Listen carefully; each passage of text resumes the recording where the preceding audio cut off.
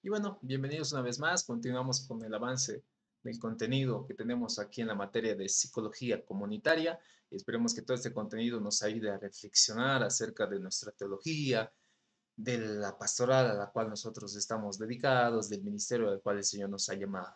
Vamos a continuar con nuestro avance.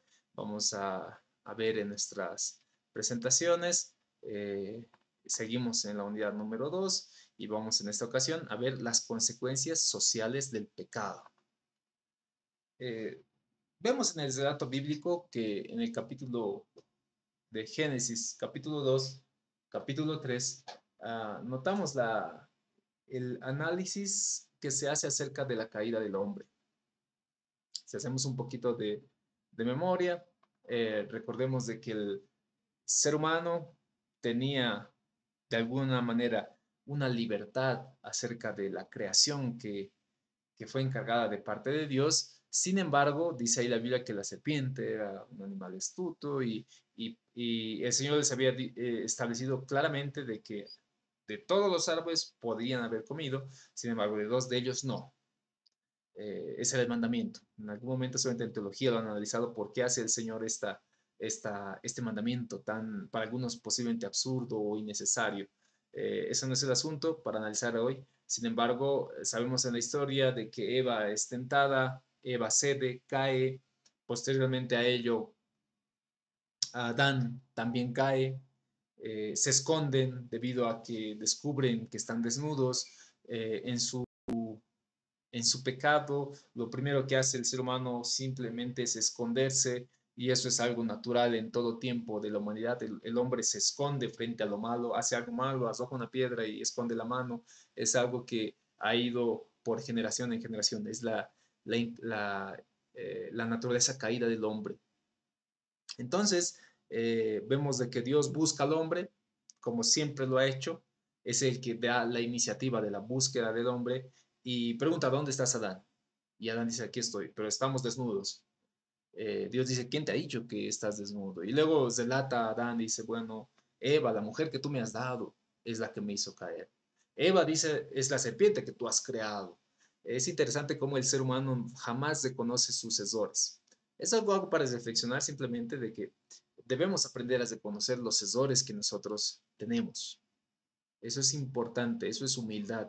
Eso nos va a ayudar a crecer como personas. Adán no lo hizo, Eva tampoco, acusó a la serpiente, Dios establece su juicio, los declara culpables, los aparta del Edén, les da la sentencia de que la tierra no va a producir como antes producía, de que va a dar a luz las preñeces de la mujer con mucho dolor, y a la serpiente también le da un juicio final, un juicio profético inclusive relacionado con Jesucristo, y el hombre cae y en su caída Dios trata de remediarlo.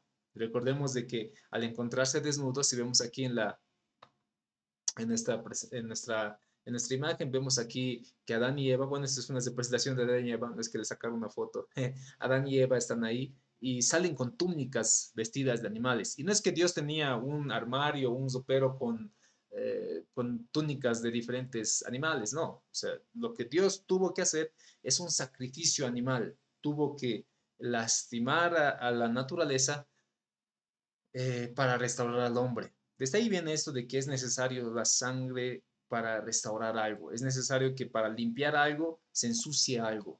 Para restaurar algo hay que hacer algún esfuerzo. Y en este caso los animales tuvieron que pagar el precio, Adán y Eva salen.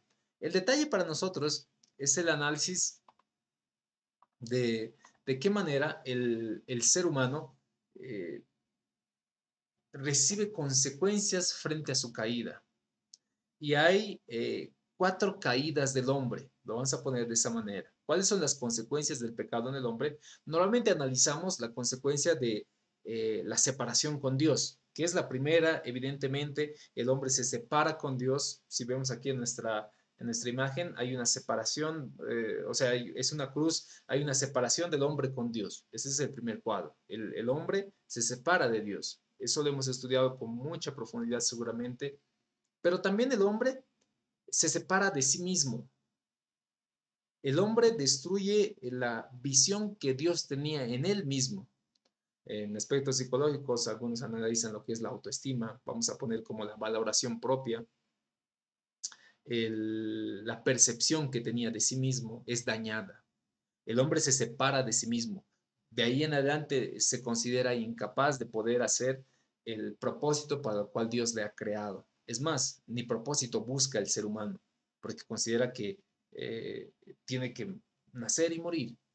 Sin embargo, Dios, desde su origen en Adán, Dios lo ha creado al hombre con propósito. Pero en la caída del hombre, el hombre se separa de ese propósito, se separa de sí mismo. Luego, deberíamos analizar también que una consecuencia del pecado relacionado a lo social es que el hombre lo separa también del otro, del prójimo, del individuo, del hermano, de su esposa, y lo vemos instantáneamente. El hombre, al encontrarse en pecado, no es que dice, sí, Señor, eh, sé que tú me has dado a Eva, de mi costilla la has sacado, yo no la he cuidado, Señor, ha pecado por mi causa, merezco todo el castigo. No, no, no.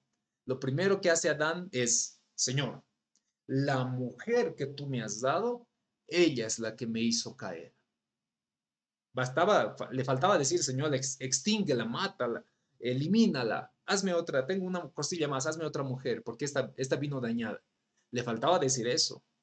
Eva, de la misma manera, tiene una separación con la sociedad.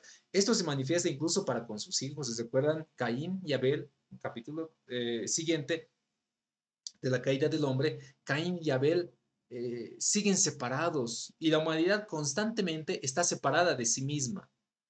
Por eso existe el odio, el asesinato, violaciones, porque el hombre está separado por causa del pecado.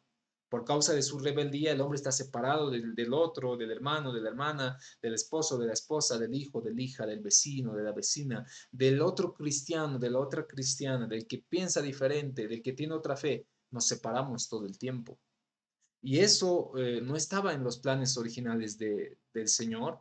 El hombre, por naturaleza, tenía que vivir en equidad, en igualdad. Los había creado al ser humano. Pablo refuerza esto diciendo, Dios los ha creado a todos, para Dios todos son uno, dice Pablo. Pero el hombre dañó y tergiversó la creación de Dios. Existió una separación. Y por último, tal vez un detalle que tal vez para algunos va a ser novedoso. El hombre tiene una separación con la naturaleza. Dios le había instruido a Adán y le había dicho, tienes que sojuzgar la naturaleza, administrarla, tener mayordomía sobre ella, cuidarla, protegerla, respetarla. Pero en la caída del hombre empieza la destrucción también de la naturaleza, la separación con la naturaleza. Les decía que han sido vestidos con pieles de animales, han tenido que ser dañados animales. No es que digo que era innecesario dañarlos, obviamente por naturaleza el ser humano, por salud inclusive, llega a consumir cierto tipo de alimentos en carne, de carne animal. Sin embargo, desde ahí viene el daño. Cuando Dios hace su sentencia y después del respectivo juicio a Adán y Eva, en la sentencia dice, la tierra te va a producir espinas, no va a ser productiva. El hombre se separó de la naturaleza. Entonces, cuando hablamos del pecado, tenemos que verlo desde esta perspectiva, que el hombre no solo se separó de Dios, se separó de sí mismo, se separó de su prójimo, se separó también de la naturaleza. Y viene cuatro consecuencias sociales del pecado, y en los cuales cuando uno recibe a Cristo como Salvador, cambia la estructura de sus pensamientos, es una nueva criatura, el ser humano tiene que restaurar también estas relaciones. Restauramos la relación con Dios, ¿verdad? Por eso decimos, Abba Padre, Padre mío. Pero también tengo que restaurar la relación con mi hermano, con mi prójimo. Debo restaurar también la relación conmigo mismo, entender de que tengo un propósito especial por el cual el Señor me ha creado.